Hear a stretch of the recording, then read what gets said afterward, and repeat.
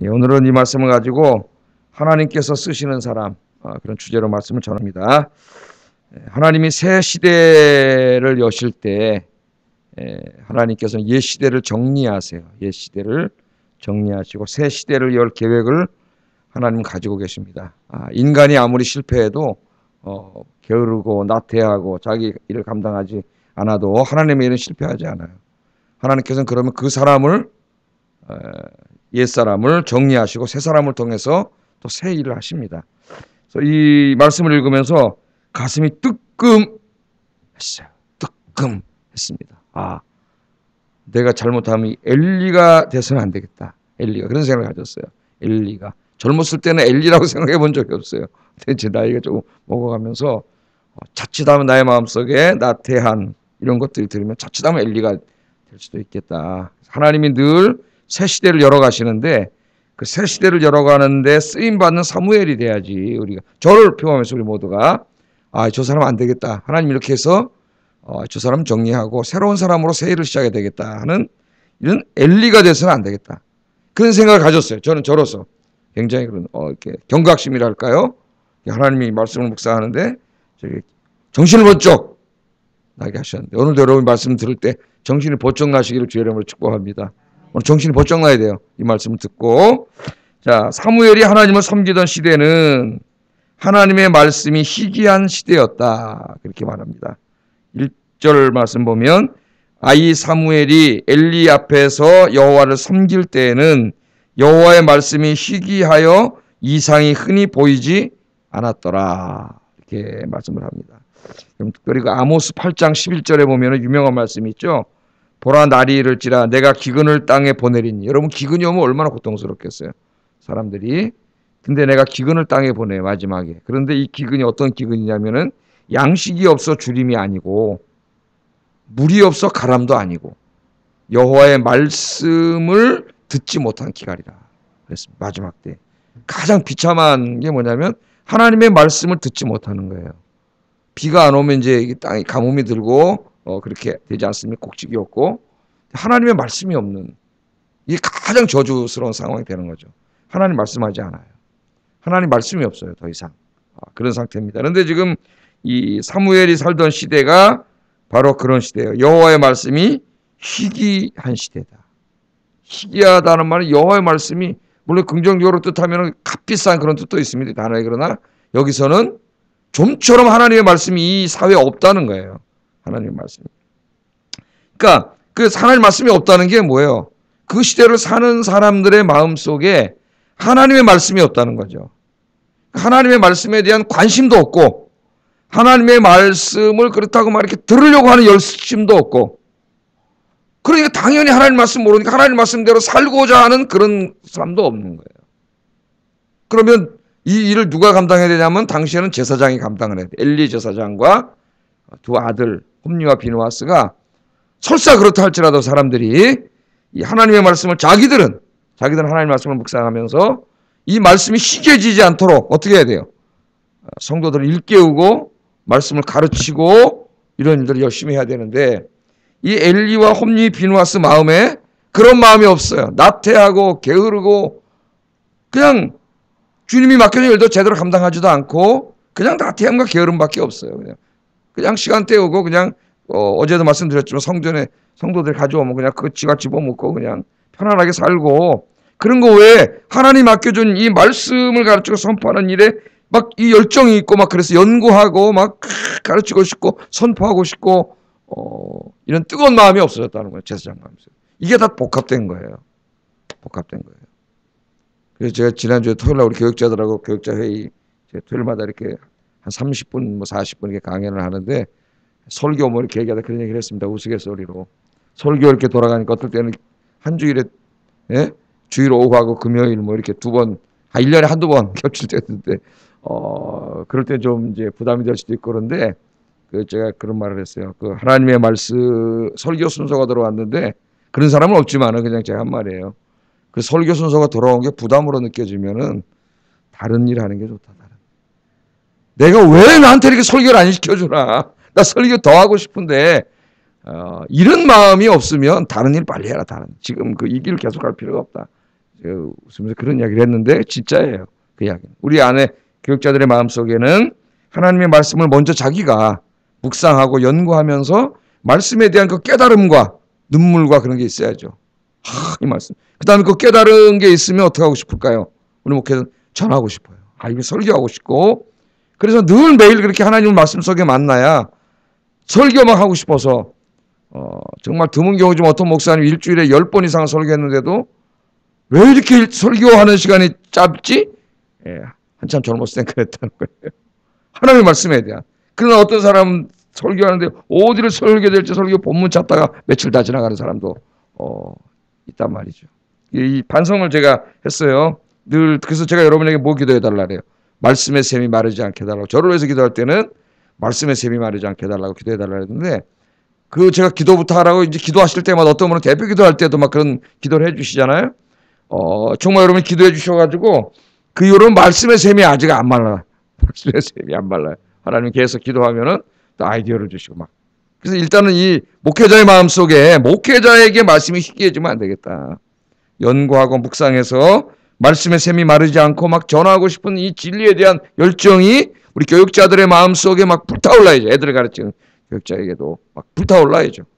이게 중요하고 저희는 그렇게 적용을 하겠습니다. 우리 교육자들에게 그렇게 되게 해달라. 그렇지 못한 거 회개하고 더 뜨거운 열정으로 말씀을 묵상하고 깊이 있게 연구하고 그래서 성도들에게 전하지 못한 거 회개하고 또 그렇게 해주세요. 제가 그렇게 했어요. 제가. 여러분들도 어떻게 돼요? 하나님의 말씀에 대한 관심을 가져야 돼요. 말씀이 없이는 살 수가 없잖아요, 우리가. 근데 잘 살아요. 말씀 없이도. 사람이 떡으로만 살 것이 아니요 하나님 입에서 나오는 말씀으로 살 것이니라. 우리 사람은 육적인 존재입니다. 빵이 있어야 돼요. 집도 있어야 되고 옷도 있어야 되고 어느 정도는 쉬어야 되고 인간이기 때문에 하나님 다 아세요. 그래서 우리 하나님 예수님도 이 땅에 오셔서 다 주셨잖아요. 먹을 것도 오병이어 기적도 익혀주시고 아픈 사람 병자도 고쳐주시고 귀신에게 시달리는 사람 귀신도 쫓아주시고 그죠? 38년 된 중병장 다 일으켜주시고 왜? 그런 병이 있고 아프고 귀신에게 시달리고 그러면 이 땅에 육신을 입고 잘 못 산다는 거 아세요? 그래서 육신의 문제에 관심이 없는 게 아니에요. 우리 예수님이 다 해결해 주세요. 그러나 더욱더 중요한 게 뭐냐면 영의 문제, 영의 문제. 우리 인간은 영적인 존재예요. 육신적인 존재만이 아니라 더욱더 영적인 존재이기 때문에 하나님의 말씀을 먹지 않고는 살 수가 없어요. 그래서 밥을 안 먹으면 여러분 한 일주일을 굶으면 어떻게 될까요, 여러분? 일주일, 일주일 한 달을 굶으면 어떻게 해요? 죽죠, 사람이. 그럼 하나님 말씀을 그렇게 굶으면 어떻게 될까요? 여러분, 우리 영이 죽는 거예요. 영이 기갈돼요. 이 시대 사람들은 하나님의 말씀에 대한 관심이 없어요. 제사장 책임이고 첫째는 두 번째 그 사람들 책임이에요. 누구 핑계댈 게 없어요. 하나님 율법의 말씀 좀 찾아와서 말씀 좀 가르쳐 주세요. 그런 게 없어요. 제가 옛날에 군 생활할 때 이제 군정실에 우리 이렇게 앉아 있는데 동네 아이들이 중학교 1학년짜리 아이가 몇 명을 데려와 가지고 이 군인 아저씨들이 이제 신학교 다니다 온 분도 있고 그러니까 와서 하는 말이 성경 좀 가르쳐 주세요. 성경 좀 깜짝 놀랐습니다. 시골에 없잖아요, 아무도. 중학교부터 다 유학 나가버려, 바깥으로. 아무도 없어요. 초등학교 6학년짜리가 섬에 가보니까 초등학교 6학년짜리가 보조교사를 하고 연세가 60이 넘으신 사모님이 주일학교 반사고 초등학교 6학년이 보조교사예요. 우리 애들이 고등학생인데도 아직 어린애 같은데 초등학교 6학년 시골에 보조교사를 하더라고. 성경을 누가 가르쳐줄 사람이 없으니까 성경 가르쳐주세요. 나 걔가 지금 뭐가 됐는지 굉장히 궁금해요. 제가 그때 22인가 3인가 그랬으니까 나이가 걔가 그때 중3이니까 저 9살 차이니까 지금 46살쯤 됐겠네요. 이야, 그래가지고 성경 좀 가르쳐주세요. 그렇게 하나님 말씀에 대한 관심. 여러분 좀 저한테 와서 성경 좀 가르쳐주세요. 여러분 내가 진짜 매일 새벽에 내가 성경 좀 가르쳤으면 좋겠어요. 우리 본당에 다 모아놓고 제가 매일 가르쳐 드릴 테니까 우리 기도합시다.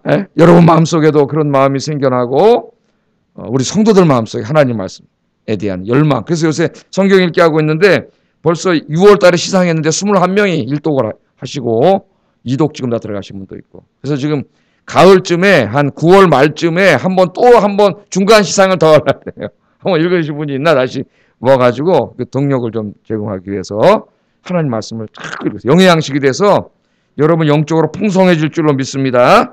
뿐만 아니라 하나님 말씀을 읽으면 더 중요한 게 뭐냐면 하나님의 뜻을 알아요. 하나님 뜻을 알아야 하나님을 기쁘게 하는 삶을 살잖아요. 안 그러면 미신 믿는 것 같이 하나님을 믿게 돼요. 하나님 말씀을 열심히 읽고 설교를 듣고 이렇게 해서 하나님의 뜻을 알게 돼요. 여러분, 종교개혁이라는 게 뭐예요? 하나님 말씀에 관심이 없는 희귀한 시대였습니다. 중세가. 예? 하나님 말씀 몰라요. 그냥 성경 라틴어로 기록되어 있어요. 라틴어로 번역해가지고 라틴어를 아는 사람 신부밖에 없어요. 신부밖에. 중세 카톨릭이. 신부 중에서도 공부 안 한 신부 잘 몰라. 예? 성경 말씀을 모르니까 미신이 팽배하고 기독교 안에, 예? 그 카톨릭 안에 무슨 뭐 미신이 많잖아요. 무슨 뭐 성자가 쓰도 뭐 그릇 뭐 이런 게 무슨 기적을 일으킨다는 등 이런 미신이 굉장히 많아요. 카톨릭 안에. 말씀을 모르니까 신부들이 거짓말해도 알 수가 없어요. 그래서 나중에 루터가 어떻게 했습니까? 이 성경을 독일의 종교개혁하면서 독일어로 번역해가지고 성경을 독일어로 번역해서 인쇄를, 그때 막 인쇄술이 또 발전을 해. 책을 하나 만들어도 내기도 어려운 시대인데 인쇄술이 발전해가지고 하나만 쓰면 그냥 막 쫙 인쇄해가지고 막 독일 전역에 성경이 퍼지고 성도들이 성도를 읽으면서 종교개혁이 성공한 거예요. 여러분, 하나님 말씀을 읽으니까 카톨릭의 가르침이 잘못됐어요. 예? 신부가 엉터리 거짓말하는 거예요. 하나님 말씀을 읽으니까. 하나님 말씀을 읽고 묵상하고 사랑하고 그 종교개혁이 일어나고 영적인 부흥이 일어나는 거예요. 그래서 성경 일독을 하는 거예요. 그래서 여러분, 오늘 오신 여러분들은 여러분의 삶 속에 말씀이 희귀한 인생이 아니라 하나님 말씀이 풍성한 인생이 되기를 주의 이름으로 축복합니다. 말씀을 너무 달아가지고 시편 기자처럼 꿀송이보다 더 답니다. 이 말씀이. 한번 성경이 있다가 너무 달아서 놓지를 못하는 꿀송이로 한번 찍어 먹으면 계속 찍어 먹어야 되잖아요. 여러분, 달아가지고. 예? 너무 하나님 말씀이 달아서 여러분의 삶 속에 말씀이 풍성하고 말씀대로 살고자 하는 여러분의 삶이 가득하고 말씀을 많이 드셔서 영적으로 강건해지는 우리 아영교회 성도님들 되시기를 주의 이름으로 축복합니다. 말씀이 희귀하여 이상이 흔히 보이지 않았더라 그랬어요. 말씀이 희귀하여 이상이 보이지 않았더라. 여기 이상, 하나님 보여주시는 비전인데 제사장이나 선지자들에게 보여주셨어요. 그럼 제사장이나 선지자가 그 이상을 보고 성도들에게 하나님의 뜻을 알려줘야 되는데 여기 제사장이 다 타락해버렸기 때문에 하나님의 뜻을 알려주지 못해요. 그러니까 하나님이 우리에게 하시는 말씀이 차단된 거예요. 하나님 말씀이 들려오지 않아요. 어디서 하나님 말씀이 전파되지 않아. 이 가장 어두운 시대가 사사시대예요. 그래서 사람들은 다 어떻게 살았어요? 하나님 말씀대로 살았더라 이렇게 돼야 되는데 자기의 소견에 옳은 대로 살았더라. 자기의 소견이 뭐예요? 자기에게 이익이 되는 대로 살았더라 그 말이에요. 자기에게 뭐가 이익이 되지? 그 이익이 되는 거 톨랑해서 살았다는 거예요. 하나님의 말씀과 뜻은 상관이 없이. 그게 중세 시대고, 이게 중세 가톨릭의 타락이고, 예? 이 사사기 시대의 타락이에요. 우리 성도들은 어떻게 살아야 돼요? 하나님 말씀대로 살아야 되고, 늘 하나님 말씀을 들어야 돼요. 그래서 그 말씀대로 살아야 돼요. 신앙생활도 말씀대로, 봉사도 말씀대로. 늘 하나님 말씀이 무엇을 말하는지 관심을 가지시는 여러분 되기를 주의 이름으로 축복합니다. 네. 자, 두 번째 이제 말씀해 보면은, 그래서 하나님께서는 이 게으르고 나태한 이 제사장 엘리와 두 아들 홈리와 비누하스를 제거하기로 정리하십니다. 하나님. 왜? 이 사람들을 계속 이 자리에 놨다가는 성도들이 다, 이 백성들이 다 하나님 말씀을 끝까지 모르고 다 죽어요. 이게 이제 암흑의 시대로 계속 가는 거예요. 그러니까 정리할 수밖에 없어요. 이 사람들을 정리하십니다. 하나님. 그리고 새로운 사람을 쓰세요. 이제 새로운 사람을 뽑는 게 이제 우리가 읽은 말씀인데 아직 어려요. 어린데 하나님 그 사람을 택했어요. 그 사람이 누구냐면은 샤마엘이에요. 샤마엘, 사무엘. 하나님이 들으셨다. 기도를 통해서 낳은 아들 사무엘이에요. 사무엘. 하나님 사무엘을 택하셨어요. 자, 4절에서 9절을 보면은 하나님께서 사무엘을 부르시는 그 유명한 장면이 나옵니다. 하나님께서 사무엘을 부를 때 사무엘은 뭐 하고 있었어요? 어디 있었어요? 3절에 보면은 여호와의 궤가 있는 여호와 전 옆에 누워 있었습니다. 방에 가서 자지 않고 여호와의 궤가 있는 그 옆에 누워 있었어요. 하나님의 등불이 아직 꺼지지 않은 것으로 보아서 새벽이 되기 전이었던 것 같습니다. 새벽이 되면 이제 등불을 끄라 그랬거든요. 출애굽기 27장 21절 날이 밝으니까 등불이 꺼져 있다는 것은 새벽이 되기 전이에요. 그러니까 방에 가서 안 자고 성전에서 있었던 거죠. 밤새도록. 뭐 했을까요? 성전에서? 성전 관련된 일도 했을 것이고 기도했겠죠. 기도하면서 하나님을 섬기는 일을 어려서부터 하면서 자라는 거예요. 하나님의 눈은 저기 있는 제사장 3명에게 있는 게 아니라 진실하게 하나님을 섬기면서 자라고 있는 사무엘에게 있습니다. 여기는 이미 촛대로 옮겼어요. 여러분, 하나님이요 끝까지 사랑으로 우리 인내로 기다려 주시지만은 하나님의 한계를 넘어버리면 하나님이 어떻게 촛대로 옮긴다 그랬어요.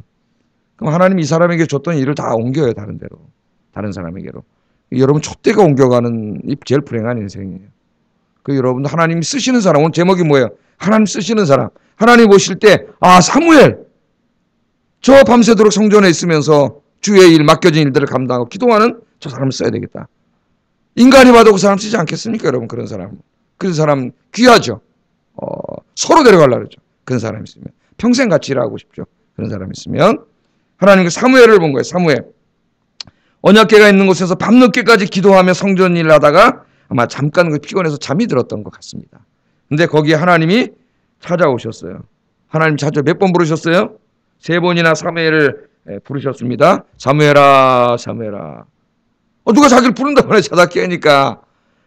근데 이때까지 하나님의 음성을 직접 들어본 적이 없어요, 사무엘이. 그러니까 엘리가 부르는 줄 알았어요. 엘리가 부르는 줄 알고 오늘 성경에 보면 3번이나 엘리에게 쫓아가잖아요. 날 부르셨냐고 그렇게 쫓아가잖아요. 7절 한번 읽어볼까요? 7절 시작.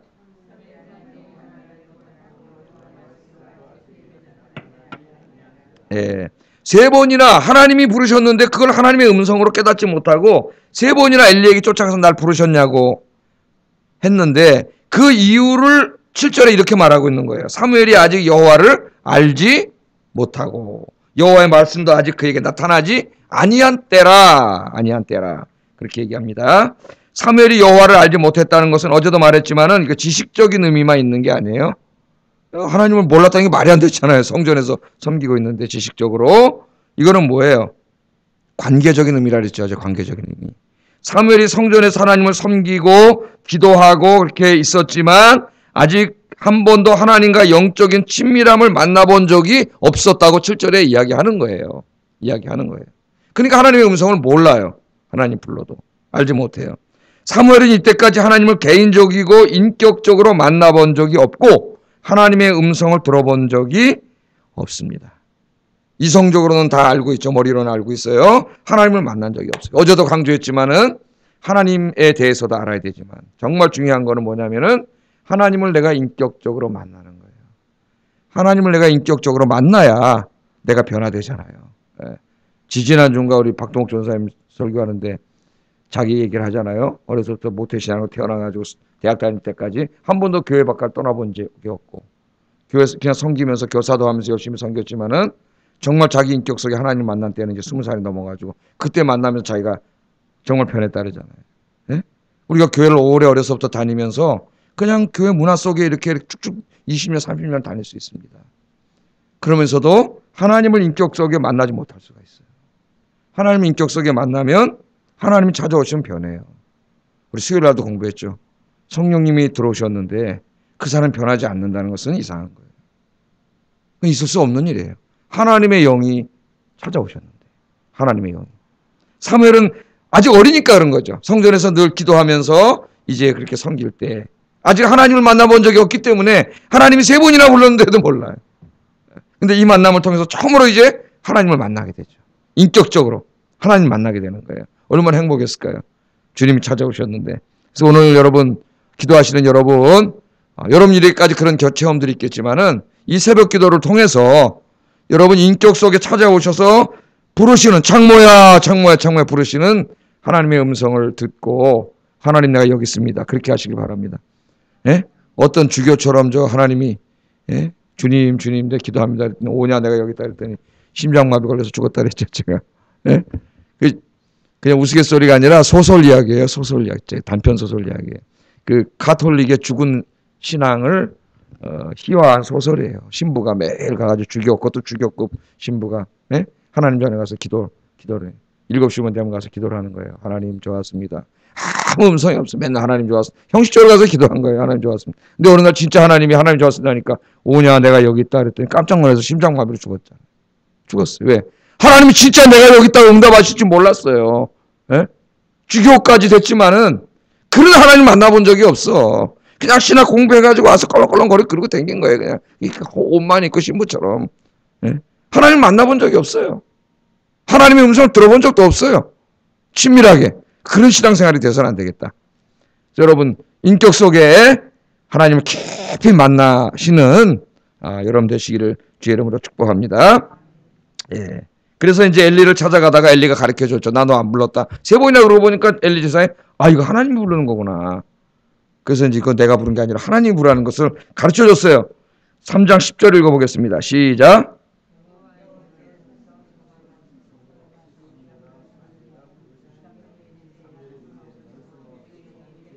예, 엘리가 가르쳐 줬죠. 그래서 사무엘이 가서 네 번째는 앉아있더니 또 하나님이 사무엘아 사무엘아 부르시는 거예요.